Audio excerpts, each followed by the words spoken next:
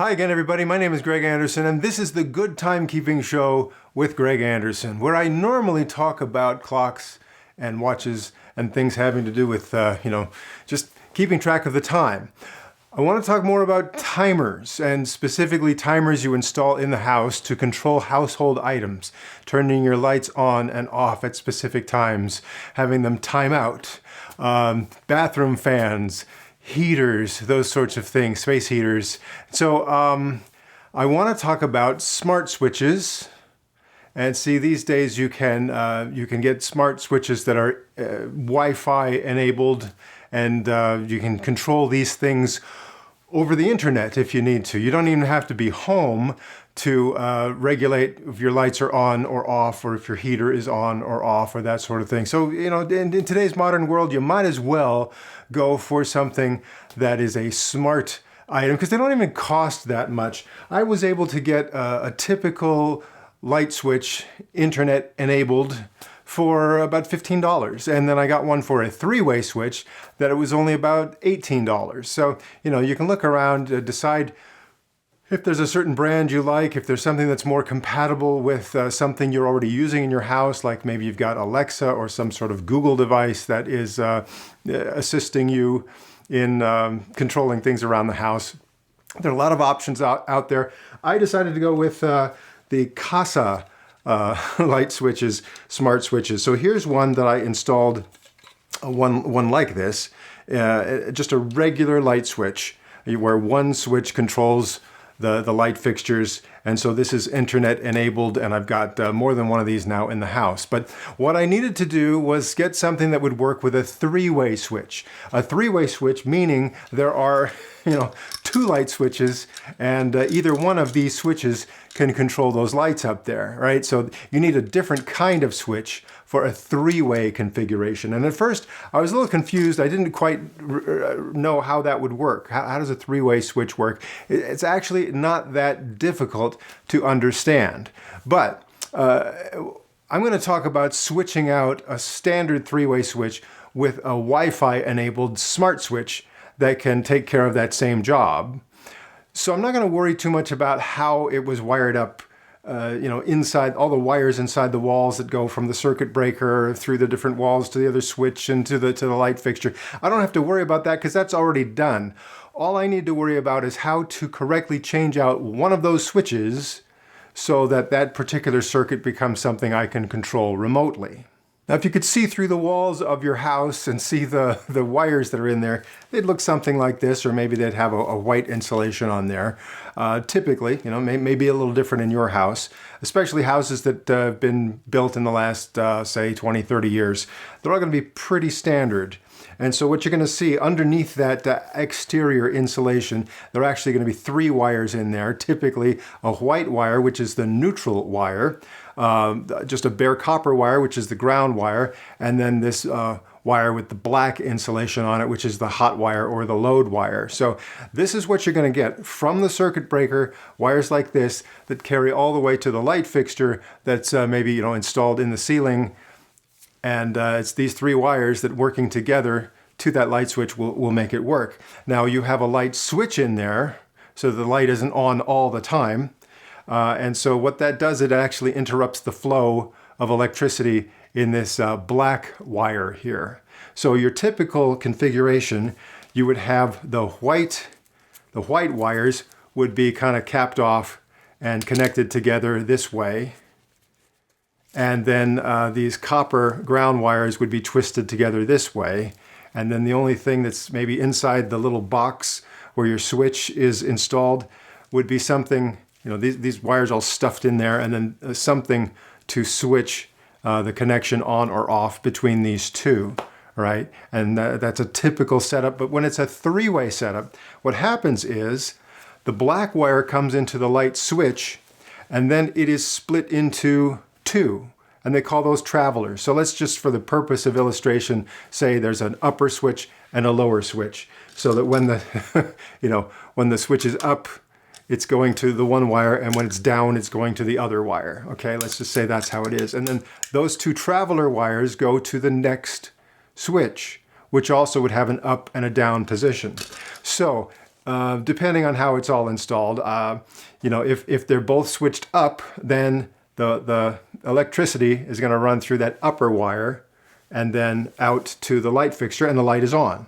If they're both switched down, then the electricity runs through that lower black wire and to the light fixture, and the light is on. But if one of them is up and the other is down, this is trying to send electricity through that upper wire, and this one is not picking it up because it's connected to the lower wire, or the opposite way. And that's how two switches can control the same light fixture. If they're, opposite like that, then there's no connection between them. But if they both happen to be up going through that wire or down going through that wire, that's how you complete the connection through the traveler wire, so that the black hot wire is making that connection all the way to your light switch. So it's a very simplified explanation of how it works, but the main point is, if you have the proper kind of switch installed properly, everything works because all the other wires are in place. So in order to switch out your non-smart switch with a smart switch, first of all, you got to get the right kind of switch. So here's one, looks just like this one. This is for a standard, single switch, and this is for, the three-way switch. So what this has, it has a ground wire, it has the white neutral wire, and it has one place here where you can connect the incoming black wire, and then two places here where you can connect those traveler wires out to that thing. Now, when you buy one of these things, normally they will say on the box, needs a neutral wire or doesn't need a neutral wire. These need the neutral wire because this is an electronic device. If the black wire is the only one running through here, that doesn't complete the connection that it needs in order to run this device. So I need to tap into this white wire that I'll usually be able to find inside that box, and also the ground wire. Tap into those and make the connection, adding the white wire to the white wires here, adding the ground wire to these here, and then when I add the black wire to here, that runs this. And then it will also enable this to switch the power out to the upper or lower traveler wire so that it interacts with the other switch over there. The other thing I need to determine when I do this is which switch is the one that is connected directly to the circuit breaker box, and which switch is the one connected directly to the light fixture. Because what I want to do is get this one that takes me to the circuit breaker box, and that's the one I want to replace with this switch, not this one over here. So there's a way that I can determine that, but what happens is with what I'm going to do today to install this, there is one location that has 3 switches, and I'm going to replace 2 of them, and I know that I'm going to put this in one of those locations. So as long as I have the cover plate off of those switches, because I know I'm going to use this in that location, I can do a little test to figure out if the 3-way switch that's also in that location is the one where I want to put this, and if it's not, then I'll have to open up the other one over there and figure that out. But I'll do that, and so I'll be able to have both of these switches installed to automate and turn a couple of places into smart switch locations in my home. All right, so let's see if we can do this. And of course, I have to say, this is just a demonstration of what I'm doing. I think I know what I'm doing. I've done this before and it worked out okay. I have some tools that help me to do this safely, in addition to just a little bit of know-how to help me to do this safely, making sure I turn off circuit breakers and at the right time and turn them back on at the right time. So if you already understand what I'm talking about, then this kind of shows you how I did this in case you're considering one of these.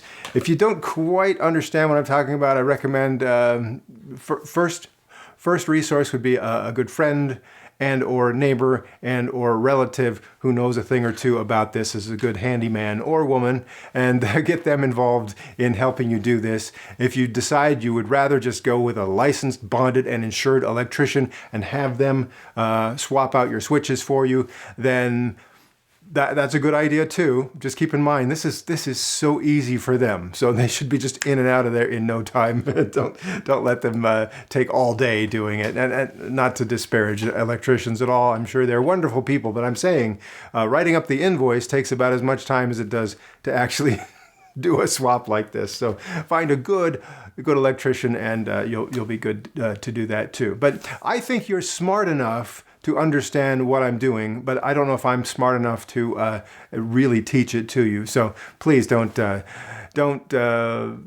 anything you don't feel comfortable doing, first of all, and be safe, and maybe watch some other videos too from other people so you really understand this if you've never done this kind of work before. Okay, here's my work area today. This switch I'm definitely going to replace with a smart switch that controls, this is one switch that controls light fixture outside. This is part of a three-way switch system, so this might be the one that I replace with a smart switch, or I might have to replace the one on the other end. I'll figure that one out. This one I'm going to just leave as is, but first I'm going to test with this non-contact tester. It's showing me no electricity in these lines right now. So I think I'm safe to go ahead and remove this plate.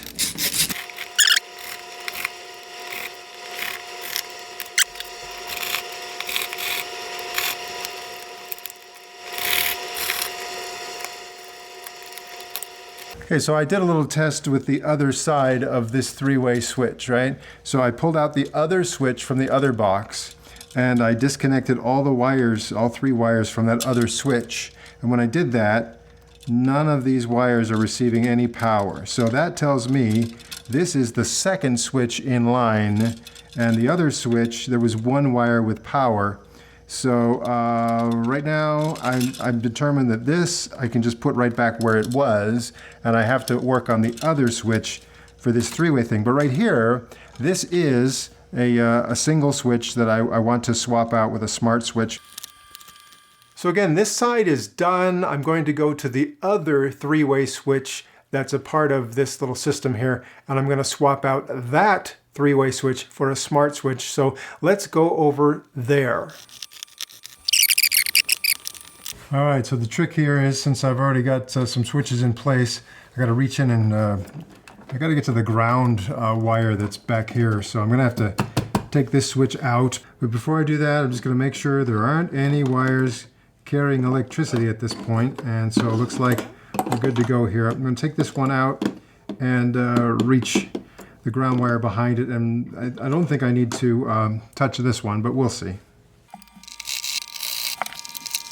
Now, get ready to tap in here to the white wire with this one here. All right, I realize this particular space, it's difficult for me to get a good camera angle and also to work here at the same time. So I'm not showing you the detail I would rather like to show you. But the bottom line is the switch that was here did not have a ground wire hooked up to it and did not have a neutral wire hooked up to it. So that's why I had to dig in and get access to those wires and connect them to the new switch, ground and neutral.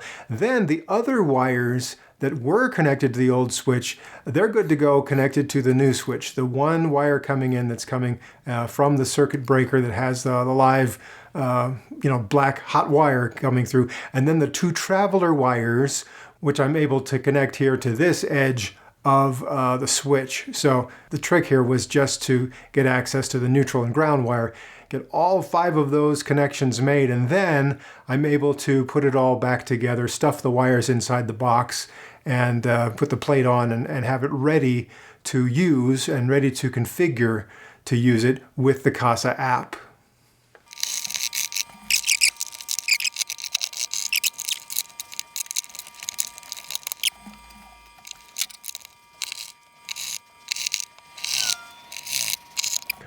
All right, now that it's all installed, I'm going to go to the app and I'm going to add this to my devices that are controlled by this app.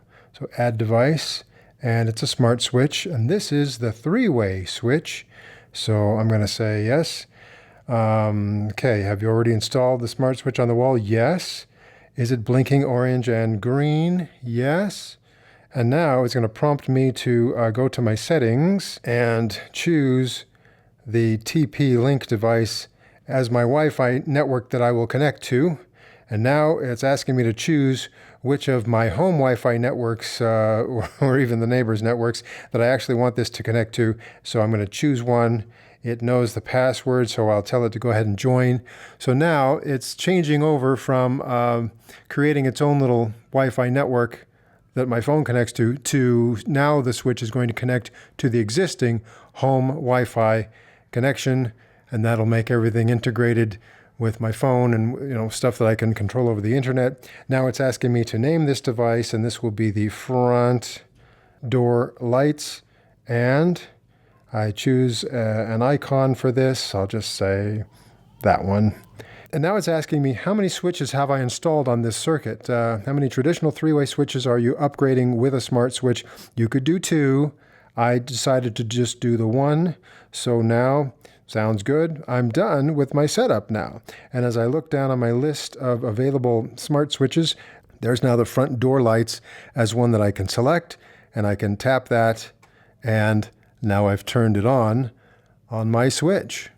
So that's it for now. I've decided to make a different video just to go in depth on the app itself, to go beyond just the ability to turn the light on and off remotely from your phone, but also to set up timers. And different days of the week, maybe the lights will do different things at different times. I'll show you all of that in another video. But this was just basically the installation and setup. And I think it went really well. It looks good.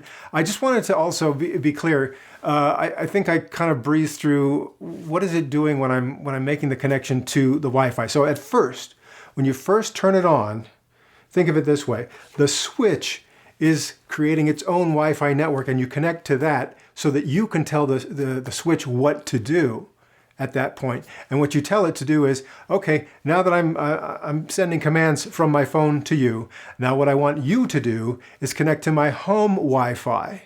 And so that's what you're telling it to do. And then all of a sudden, now it's another device connected to the home Wi-Fi. But just during that initial setup, it's like its own little Wi-Fi network to help you tell it what to do. So I hope that's not too confusing. I had been through that before on a smart thermostat, which did the same thing. But once it's set up, then it just connects to Wi-Fi, and you're good to go after that. So I hope that makes sense. Anyway, if you want to get a system like this set up and then connect it to like your Alexa device so that you can control it with voice commands, that's something I haven't done, and I don't think I'll show you that.